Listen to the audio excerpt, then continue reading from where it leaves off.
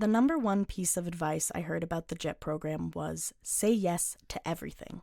I was very worried leading up to my departure from America that I wouldn't be able to properly connect to my students and the people in my town because I knew little to no Japanese. I feared that I would become isolated and wouldn't be able to overcome the language barrier. I've never been so happy in my life to be so wrong. Hi, my name is Grace, and I was an ALT placed on the beautiful Hirado Island in Nagasaki Prefecture. Hirado is not only a gorgeous place to live, but it is full of the most kind and welcoming people in the world.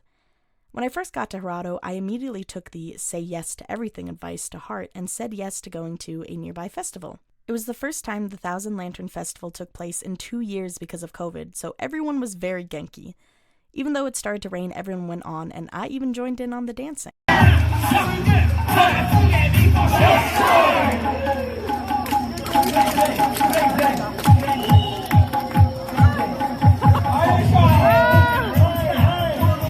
I was lucky that the other ALTs on the island were very welcoming, and we went to visit shrines, watch fireworks together, go to the Nagasaki Penguin Aquarium, and of course, we sang a lot of karaoke.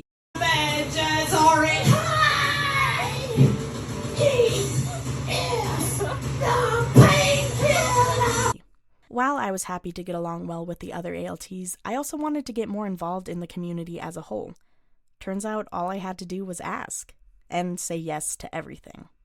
Suddenly, I was doing karate with people of all ages, dancing hula with old Japanese ladies, learning Japanese language and culture in a class taught by retired teachers of the neighboring town, playing games with my students, watching live performances of people dancing and singing, and even getting up and singing myself. I love you, baby, and if it's quite alright, I need you, baby, to warm the lonely nights. I love you, baby, trust in me when I say. Every time I went to an event, someone I knew was there and said hi.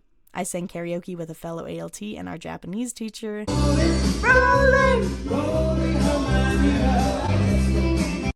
I saw my karate teacher sing at a Christmas concert.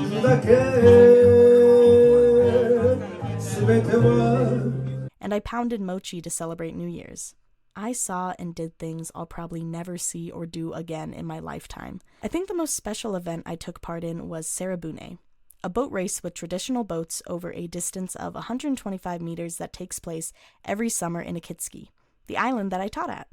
When I was first asked to participate, I thought it would be a laid-back, casual event where we sit down and row like in a canoe. This was not the case. You actually stand up to paddle and you use your entire body to push and pull against the water to create momentum. My team and I met weekly, and I went home after each practice session exceptionally sore. My team was mainly made up of retired older folks in the community, and yet they never seemed to break a sweat. When the actual event came around, I was surprised to see how much of the local community showed up. So many of my students came to support me and my team, and I was even interviewed for a local broadcast.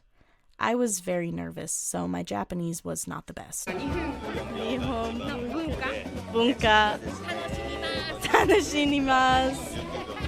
Okay. In the end, Team Lioness secured first place. We posed like how they do in the popular anime One Piece and celebrated with local seafood. I'm so happy I was able to participate in such a wonderful event. As I followed the popular JET advice of say yes to everything, I also came to find that another popular JET belief was true. I will always have a hometown in Japan. Thanks to the JET program, I was able to meet and make connections with some of the sweetest people in the world.